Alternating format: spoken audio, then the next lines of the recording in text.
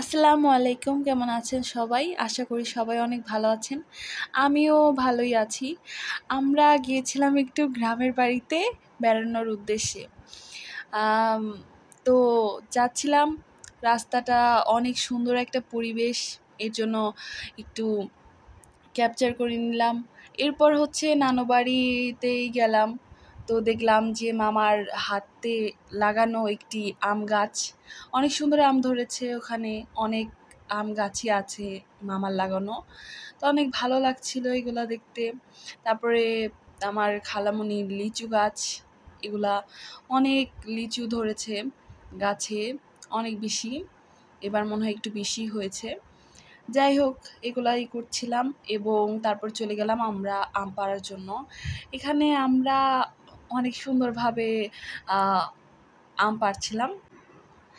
তো আম পাড়ছিলাম আমরা সবাই মিলে, খুব ভালোই লাগছিল, কারণ এরকম একটা পরিবেশে খুব শীতল একটা পরিবেশ ছিল ওখানে। বৃষ্টি হচ্ছিল, ভালোই লাগছিল, হালকা বৃষ্টি হচ্ছিল। যাই হোক, আমরা আমগুলো পাড়ছিলাম, কারণ আমরা গ্রাম থেকে শহরে নিয়ে আসবো আমগুলো। তো অনেক বেশি আম পাড়া হয়েছিল। যাই হোক, আমাদের দাদু বাড়ির গাছ অনেক বেশি আম হয়েছে এবার। তো আম গাছটাই অনেক বেশি দাদু বাড়ি, তো এর জন্য হচ্ছে আম অনেক ফেভারিট আমাদের বাসার সবার। তো যাই হোক, আমরা পাড়ছিলাম। দাদু বাড়ির এই আম গাছটাই আমাদের সবারই অনেক বেশি প্রিয় ছিল।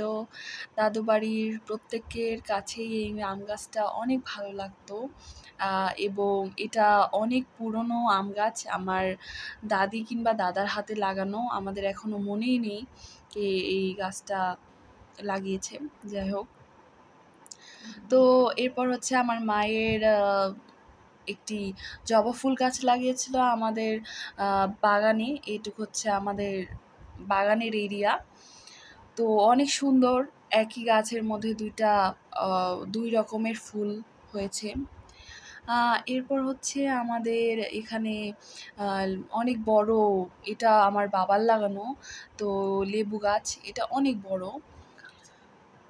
তো এখানে অনেক লেবু হয়েছিল। এবার লেবু পাড়ার আগ মুহূর্তে হঠাৎ করে বৃষ্টির আগমন হয় এবং অনেক ভালোই বৃষ্টি হয়েছিল গ্রামে, ভালোই লাগছিল, একদম শীতল বাতাস হাওয়া দিচ্ছিল, একদম খুবই ভালো লাগছিল। যাই হোক, এরপর আমরা লেবু কুড়োচ্ছিলাম, আমার বোন কুড়োচ্ছিল লেবুগুলা, অনেক বেশি হয়েছিল কারণ ঝড়ো হাওয়াতে অনেক বেশি লেবু পড়ে গিয়েছিল, আমাদের আর কষ্ট করে অত বেশি পাড়তে হয়নি তার জন্য। যাই হোক, আপু পাড়ছিল লেবুগুলা।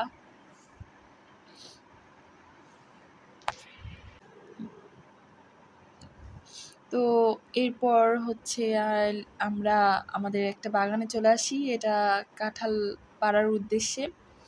এখানে অনেক ফল গাছই আছে, অনেক কচি কাঁঠাল পাইনি, তবে এর মাঝামাঝি কয়েকটা কাঁঠাল আমরা পেয়েছি।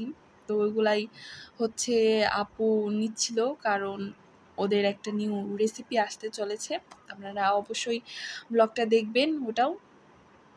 আর এর তো কাঁঠাল পাড়ছিল, অনেকগুলোই প্রায় পেরেছে।